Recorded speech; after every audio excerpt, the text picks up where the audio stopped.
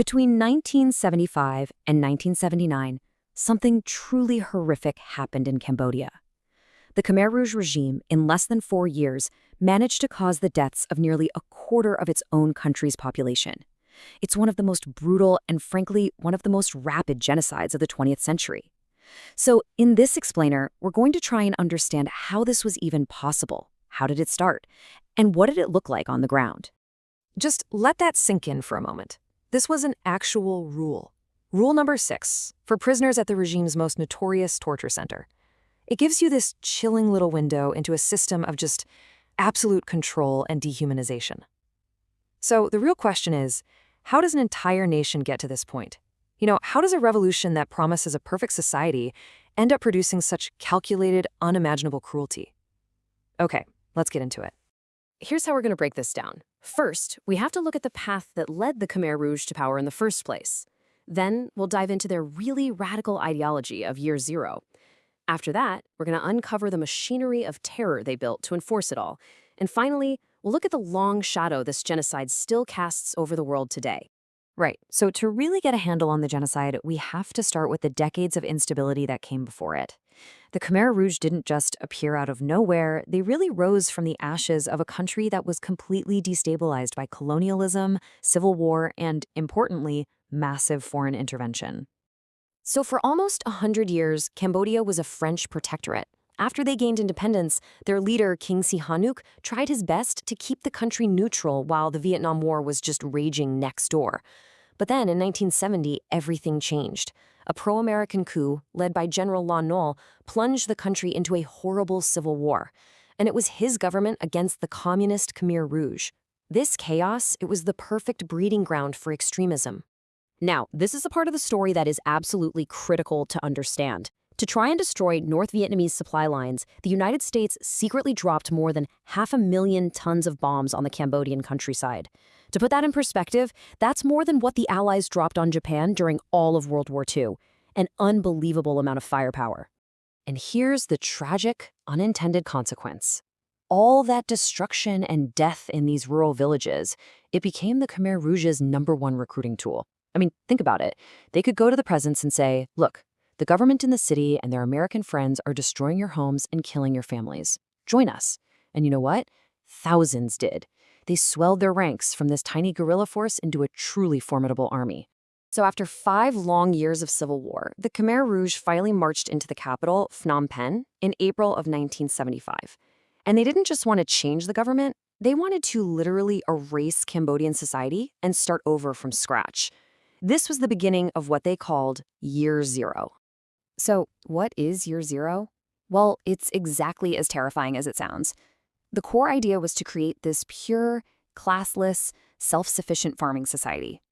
But to do that, they believed they had to annihilate everything that came before. We're talking money, religion, family ties, education, and especially city life.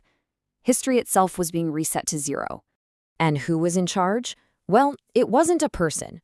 Not really. It was this abstract entity called Angkar, which just means the organization.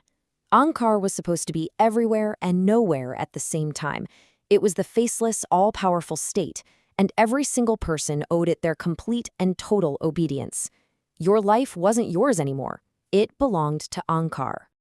To build this new society, Angkar divided everyone into 2 categories. You had the old people, who were the rural peasants. They were seen as pure, the ideal citizens. And then you had the new people. This was basically everyone from the cities. Doctors, teachers, shopkeepers, anyone tied to the old world. They were considered contaminated, impure, and they needed re-education, which really just meant brutal forced labor. This simple classification system literally sealed people's fates. And this directive, it perfectly captures how the regime saw the new people. They were completely disposable. Their lives had zero value to the revolution, which made getting rid of them not just possible, but in their twisted worldview, it was logical. And this wasn't just some abstract theory. They put it into practice immediately.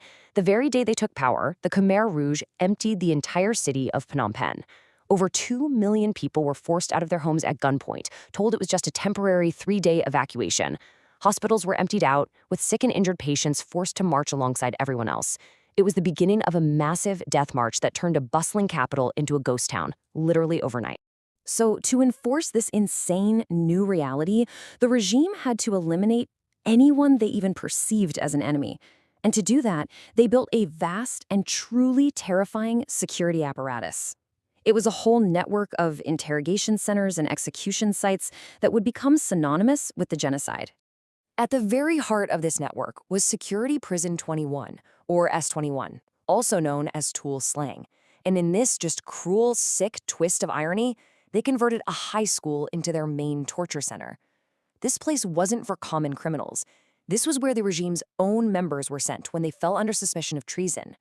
They became victims of the revolution's own spiraling paranoia.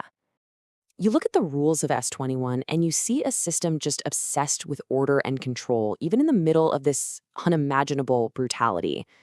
The goal was simple. Extract a confession, it didn't matter if it was true or not, that the prisoner was a spy for the CIA or the KGB. These rules were designed to completely break a person's spirit long before their body gave out. After a confession was extracted, prisoners were sent to an execution site, like Choeung Ek, which is now famous as the killing fields. What's so chilling is the cold-blooded efficiency of it all. To save bullets, the executioners just used farm tools, iron bars, wooden clubs. And to cover up the sounds of what they were doing, they blared revolutionary music from speakers that they'd hung in the trees. It was industrialized murder, done on a shoestring budget. And it's crucial to understand that while all Cambodians suffered, the regime specifically targeted certain groups for complete destruction. The ethnic Vietnamese who hadn't fled the country were almost entirely wiped out. The ethnic Chinese community, since they were mostly urbanites, was decimated. And the Cham Muslim minority, they faced a unique and very targeted genocide. Yeah, up to 70%. That's how much of the Cham population was killed. Their villages were destroyed, they were forcibly scattered, forced to eat pork against their religious beliefs. Their entire cultural and religious identity was basically criminalized. The Khmer Rouge's vision of a pure Khmer nation simply had no room for them. The regime also had this deep, venomous hatred for education. Intellectuals, doctors, teachers, lawyers, they were systematically hunted down. Famously, even just wearing glasses could be a death sentence, because it was seen as a sign that you were an intellectual, and therefore an automatic enemy of the revolution. In 1979, an invasion by Vietnam finally overthrew the Khmer Rouge, and the genocide ended. But the story, it does not end there. What followed was this long, incredibly complicated struggle for justice and for memory, and it was all deeply tangled up in the cruel politics of the Cold War. Now, this next part is frankly shocking. For more than a decade after the genocide was over, the Khmer Rouge held Cambodia's seat at the United Nations. Why? It's simple, and it's cynical. The US, the UK, and China saw them as a useful weapon against Soviet-backed Vietnam. They literally propped up the perpetrators of genocide for geopolitical gain. Decades later, a measure of justice finally began with the establishment of a special tribunal, the ECCC. Now, it only secured a handful of convictions of the top leaders, but it was hugely important. For one, it created an official historical record of the crimes, and it gave thousands of survivors a chance to finally face their tormentors in court, which is just a critical step toward any kind of healing. And this all brings us to the final, really difficult question. With most of the top leadership now dead, and with the world having been complicit for so long, what does justice really mean for Cambodia? It's a question that the survivors and really the whole world are still grappling with today. So there you have it. From the chaos of war, a twisted utopian vision fueled a machine of death that led to an absolute national nightmare. It's a vital, deeply difficult piece of history, and we really thank you for taking the time to understand it with us. If this explainer helped you understand this crucial piece of history, please show your support by liking this video, leaving a comment, and subscribing to InfoNow for more deep dives into the topics that shape our world. Thank you for your time.